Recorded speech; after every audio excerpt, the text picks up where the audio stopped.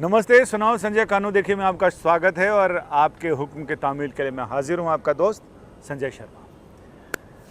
कुछ मामले ऐसे होते हैं कोर्ट में जो सारी ज़िंदगी आपको याद रखते हैं और उसमें कई ऐसी घटनाएं होती हैं जो आपको रह रह कर याद आती हैं। जैसे 3 साल पहले मई का महीना था, मेरे ख्याल से 17 मई रही होगी, 17 या 18 मई का मामला था, जब कर्नाटक की येदियुरप्पा सरकार को लेकर तमाम खींचतान चल रही थी और राज्यपाल ने उनको येदियुरप्पा को 15 दिन का समय दिया था बहुमत सिद्ध करने के लिए, लेकिन सुप्रीम कोर्ट ने इस 15 दिन को 24 घंटे या 28 घंटे के लगभग उसमें बदल दिया था और उसे कहा था कि इसी अवधि में आपको बहुमत साबित करना है। उस रात की जो हियरिंग थी वो सचमुच ना भूलने वाली रात है। इससे पहले हमारी समझदारी में, मतलब हमारे होश में, जब से मैं सुप्रीम कोर्ट कवर कर रहा था, उसमें एक ही याकूब मेमन का मामला था जो बॉम्बे हमलों का आरोपी का दोषी था, जिसकी फांसी होनी थी और उसे रुकवाने के लिए बहुत सारे ऐसे वकील, प्रशांत भूषण और कई सारे वकील सुप्रीम कोर्ट गए थे और रात भर सुनवाई चली। सुबह 5 बजे कोर्ट ने कहा कि हम इस पर रोक नहीं लगा सकते, फांसी दे दी जाए। उसके बाद ये बिल्कुल विशुद्ध पॉलिटिकल मामला था और इसमें रात को लगभग 11 बजे से चीफ जस्टिस के घर पर बिल्कुल बत्तियां जली हुई थीं और आमद और रफ्त, हलचल मची हुई थी। स्टाफ इधर से उधर आ रहे हैं, जा रहे हैं, कोई लोग कार से निकल रहे हैं, कुछ अंदर जा रहे हैं। तो ये था, चीफ जस्टिस ने तय कर दिया कि एक विशेष बेंच रात को इस मामले की सुनवाई करेगी। लगभग 2 बजे इस मामले की सुनवाई शुरू हुई और आपको एक बार पहले भी इसी कार्यक्रम में मैं जिक्र कर चुका हूँ कि रात की सुनवाई में कितने तामझाम होते हैं, कितनी सारी तैयारियां करनी पड़ती हैं। ऐसा नहीं कि कोर्ट ने कह दिया और रात की सुनवाई शुरू हो गई। कितने लोगों को अपने घर से अपनी नींद हराम करके वहाँ आना पड़ता है। सफाई वाले, कंप्यूटर चलाने वाले, कोर्ट का स्टाफ और वो जो सफ़ेद साफ़े लगाकर अर्दली साथ में चलते हैं वो सारे लोग। रात की सुनवाई शुरू हुई और मैं आपको सिर्फ ये सारी घटना इसलिए रिपीट कर रहा हूँ कि उसमें वो क्रक्स बताने की जिसको लेकर मैं ये किस्सा आपको सुना रहा हूँ। सुनवाई शुरू हुई। राम जेठमलानी, उस समय के दिग्गज जो संन्यास ले चुके थे इस पेशे से, लेकिन वो भी आए। यानी भीष्म पितामह को भी रथ का चक्का उठाना पड़ा, पहिया उठाना पड़ा। तो मतलब भीष्म पितामह के सामने कृष्ण ने उठाया था रथ का पहिया, लेकिन भीष्म पितामह जैसी स्थिति वहाँ पर थी और वो भी मैदान में उतरे। मुकुल रोहतगी थे। जब सुनवाई शुरू हुई तो येदियुरप्पा की तरफ से मुकुल रोहतगी ने कहा कि ये 28 घंटे का समय बहुत ही कम है, इसको कम से कम 72 घंटे करना चाहिए, क्योंकि अलग अलग जगह से विधायक आएंगे और उनको आना है, वो तो अपने अपने इलाकों में हैं। तो जस्टिस सीकरी, उन्होंने बहुत ही मतलब एक अच्छी मुस्कुराहट के साथ उन्होंने कहा कि वैसे तो खबरें यहाँ तक आ रही हैं कि जिस होटल में ये कांग्रेस और जेडीयू के विधायक रुके हैं, 117 विधायक जिस रिजॉर्ट में, उस होटल के मालिक ने भी राज्यपाल को चिट्ठी लिखी है और ये कहा है कि उसके पास बहुमत है, 117 विधायक तो उसके पास ही हैं। हालांकि उन्होंने बाद में कहा कि ये सोशल मीडिया पे मैसेज आ रहे थे और मेरे पास भी किसी ने भेजा तो मुझे भी ये पता चला।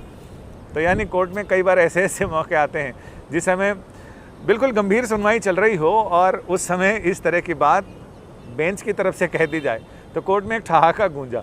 हालांकि ठहाका जोर का इसलिए था क्योंकि कोर्ट में तिल धरने की जगह नहीं थी। रात के 2 बजे पूरा का पूरा कोर्ट रूम भरा हुआ था।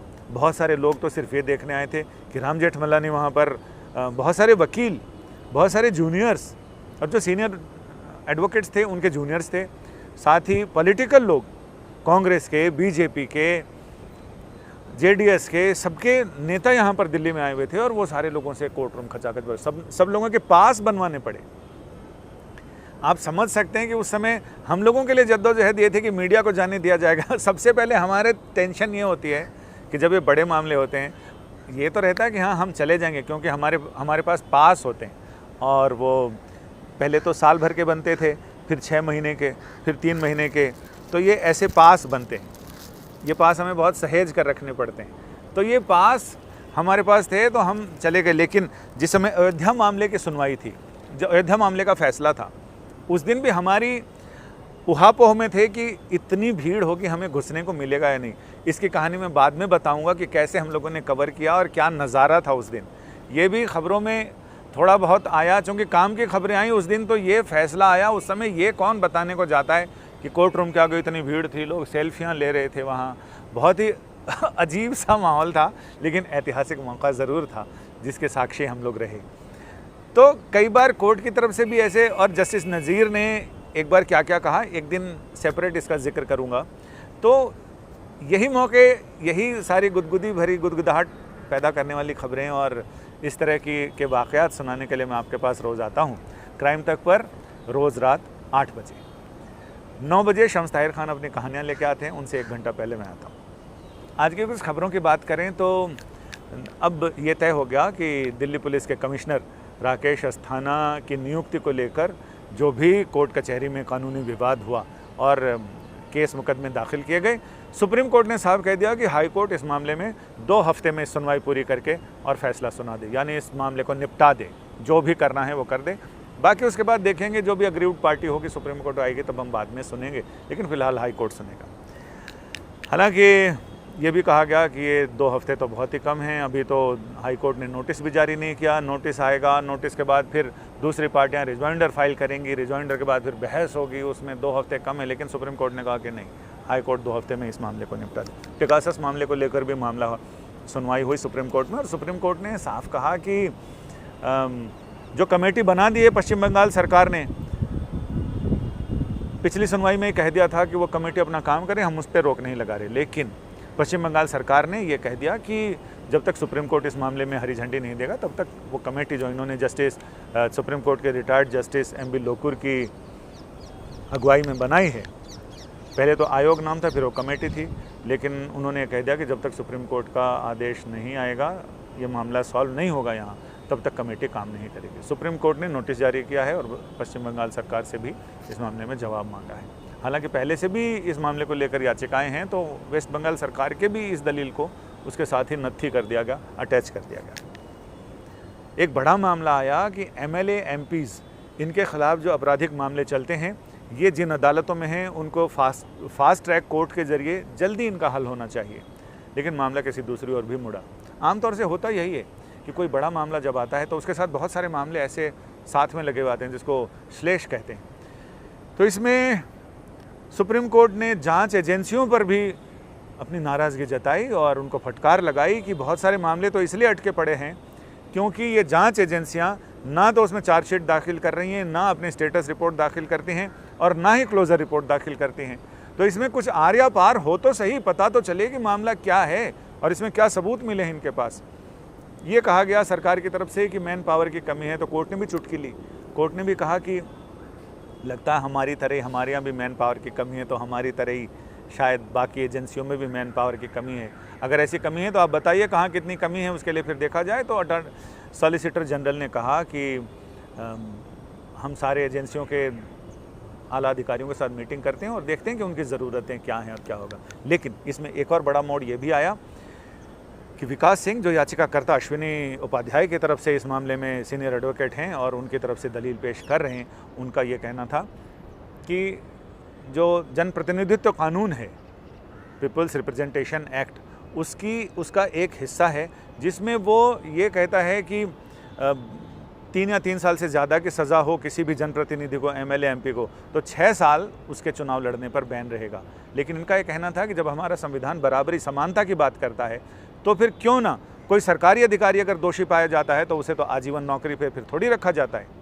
कोई जनप्रतिनिधि भी है, MLA MP है और वो दोषी हो जाता है, सज़ा याफ्ता हो जाता है, सज़ा काट लेता है, तो इसके इस हिस्से को जिसमें उसे 6 साल के लिए बैन किया गया, उसे आजीवन किया जाए, उसको स्ट्रक डाउन किया जाए।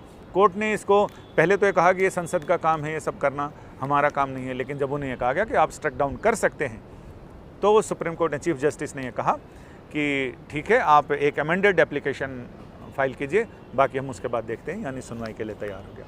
ये तो सारी चीज़ें हुई आज की बड़ी खबरें, और सुनाओ संजय कानो देखी। अब मैं आपसे चलते चलते उन दर्शकों की भावनाएं शेयर करना चाहता हूं जिन्होंने इस कार्यक्रम को देखा, सराहा, सलाह दी, और साथ ही कई बार आलोचना का शिकार मैं ही होता हूं। मुझे कई लोग साफ साफ कह चुके हैं कि तुमसे ना हो पाएगा, लेकिन फिर भी मैं आपको ये खबरें सुनाता रहूँगा क्योंकि मुझे अच्छा लगता है, आप लोगों को भी अच्छा लगता है। अब साजिद सैफ़ी बिजनौर से, वो लिखते हैं सर जी अच्छा लगा आपके बोलने का तरीका, ऐसा तो नहीं इंसान हर किसी के लिए अच्छा हो, आप अपना काम करते रहो, अच्छे बुरे लोग हर काम में मिलते हैं। तो ये मेरे ख्याल से मेरी तरफ से उन्होंने मेरी पैरवी की है और उन लोगों को ये बताया है जो लोग ये कहते हैं कि तुमसे ना हो पाएगा। हम तो ये क्राइम तक सिर्फ शम्स ताहिर खान की कहानियों के लिए देखते हैं, ज़रा इन कहानियों के लिए भी देखिए, आपको मज़ा आएगा। विद्येश्वर प्रसाद ने लिखा है thanks for the update on justice Pushpa Ganediwala, it's shocking outrageous and demand. धन्यवाद Vidyeshwar Prasad ji, very well presented and valuable information given in a very distinctive style. ये सीजे रंजन लिखते हैं। अब सीजे का मतलब तो हम लोग सिर्फ चीफ जस्टिस से लगाते हैं, लेकिन ये सीजे रंजन इनका नाम है। और रंजन साहब बहुत बहुत धन्यवाद, आपने हमारा हौसला बढ़ाया। और आप लोगों के कुछ सुझाव भी हों या आप कुछ विशेष चीज़ों पर सुनना चाहते हैं, आप ज़रूर बताइएगा, हम कोशिश करेंगे कि आप तक वो चीज़ें पहुँचाने की। राकेश इंदौर से लिखते हैं आप बस संडे के अलावा डेली आया कीजिए, आदत बिगाड़ दी है आपने अपने शो देखने की। बहुत बहुत धन्यवाद राकेश जी। बेस्ट वीडियोस, इन्होंने लिखा आपकी ज़बान भी साफ़ है, उर्दू के वर्ड्स प्रोनाउंस करना हर किसी के बस की बात नहीं, जो उर्दू बोलते हैं वो भी नहीं बोल सकते। Keep it up. Thank you साहब, आपने हमारा हौसला बढ़ाया। उर्दू मैंने 4th-5वीं क्लास में सीखी थी, लिखना पढ़ना, तो इसलिए अपन प्रिविलेज महसूस करते हैं उर्दू बोलने में भी। और ऐसा नहीं कि सिर्फ उर्दू बोलने में, प्रिविलेज तो इसलिए भी कि मैं मैथिली भी बोल सकता हूँ, राजस्थानी भी बोल सकता हूँ, हरियाणवी भी बोल सकता हूँ, हिंदी इंग्लिश भी बोल सकता हूँ, नेपाली भी बोल सकता हूँ, पंजाबी भी। तो इसलिए मुझे लगता है कि मुझे प्रिविलेज फील करना चाहिए अपने आप को। सिबलिंग्स वो लिखते हैं very nice sir, Yashu Prabhu आपका बहुत बहुत धन्यवाद। अजंता कुमारी बहुत खूब सर जी। रोशनी पास परवीन सुपर। अमन ठाकुर ने लिखा है कि मैं crime Tak only Shams Tahir Khan sir के लिए ही देखता हूँ, but you are also great sir. Thank you so nice of you Aman. हालांकि मुझे तो आदत पड़ चुकी है कई ऐसे सारे कमेंट पढ़ने की जो मुझे लगता है कि मेरे लिए चुनौती हैं और मुझे इस चुनौती से पार पाना है। इसके अलावा बालकृष्ण शर्मा बहुत अच्छा, थैंक यू बालकृष्ण जी।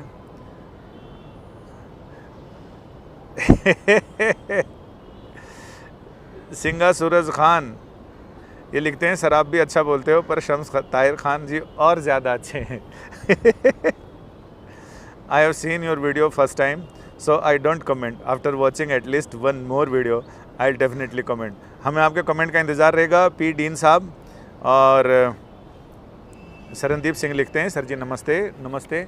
आज की कहानियों में फ़िलहाल इतना ही, कल और दूसरी कहानियाँ और गुदगुदाने वाले ऐसे वाक़यात लेकर आपके सामने पेश होंगे जो आपको आपकी जानकारी भी बढ़ाएंगे और आपको मज़ा भी देंगे। नमस्ते।